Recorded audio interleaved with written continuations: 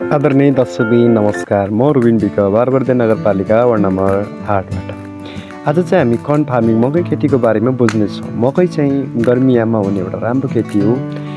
बर्दियाको धेरै किसानहरूले मकै खेती गरिन्छ होइन। मकै खेतीको लागि अधिकतम तापक्रम चाहिँ 25 देखि 33 डिग्री सेल्सियस हुनुपर्ने हुन्छ। साथै माटोको तापक्रम पनि यदि 16 देखि 18 डिग्री सेल्सियस तापक्रम भयो भने यसले राम्रो मान्दछ।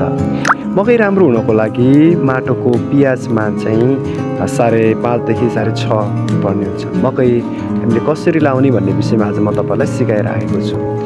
स्क्रिनमा देखिराखेको भिडियो तपाईँले देख्दै हुनुहुन्छ।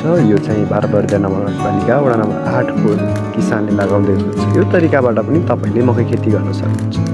यो तरिकाबाट तपाईँले डोरीबाट डोरी अर्थात् साइजबाट साइजको दूरी निकाल्न सक्नुहुन्छ। अधिकतम तपाईँले 1 फिटको दूरीमा लगाउन सक्नुहुन्छ। साथै यो तरिकाले लगाउनुभयो भने तपाईँको मकै लाइन लगाउन, गोड्न अनि झार फाल्न पनि सजिलो हुन्छ। देखिराखेको लाइन एकदमै सजिलो तरिकाद्वारा किसानले साइकलद्वारा लाइन खिचिराख्नु भएको हामीले देखिराखेका छौँ। यो तरिकाले लाउँदा समयको पनि एकदमै कम हुने र लगाउने श्रमिक खेतीलाई पनि सजिलो हुने हुन्छ। वास्तवमा मकै चाहिँ हाम्रो शरीरलाई नहुने एउटा पोषक तत्त्वको रूपमा हुन्छ। हाम्रो मुटुको रक्तचाप साथै हाम्रो हृदयको रक्तचापलाई पनि यसले मद्दत गर्नका साथै हाम्रो शरीरमा पोषक तत्त्वको मात्राले बढाउने गर्दा मकैको अति नै आवश्यक हुन्छ।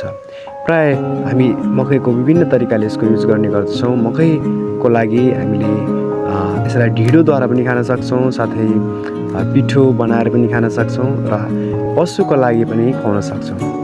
देखिराखेको भिडियो तपाईँले यसरी लगाउन भने तपाईँलाई अति नै सजिलो हुनुहुन्छ। आजको भिडियो तपाईँलाई कस्तो लाग्यो, जस्तो लाग्यो त्यस्तै सल्लाह सुझाव दिनुहोला।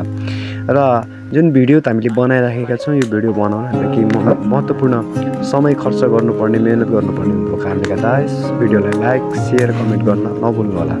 साथीहरू, आजको भिडियोमा हामीले तपाईँहरूलाई कसरी मकै खेती गर्ने भन्ने विषयमा देखाइराखेका छौँ। र मकै खेती गर्नको लागि तपाईँको माटो चाहिँ दोमट र बालौटे पनि हुनुपर्ने हुन्छ। यसको लागि चाहिँ तपाईँले एउटा पानी उपयुक्त हुने ठाउँमा मात्रै गर्न सक्नुहुन्छ। यसरी हामीले मकै खेती गर्न सक्छौँ। नजिकै तपाईँको खोला नाला छ भने त्यसबाट तपाईँले पानी हाल्न सक्नुहुन्छ।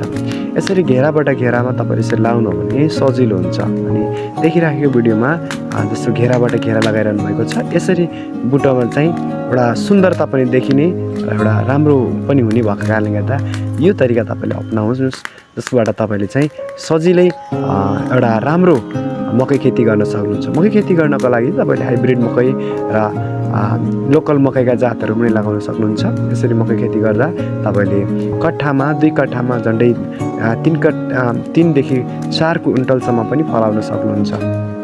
यसरी तपाईँले मकै खेती गर्नुहोस् भन्ने हामी आग्रह गर्दछौँ। साथै आजको भिडियो जस्तो लाग्यो, धन्यवाद। हेर्नुभयो, धन्यवाद।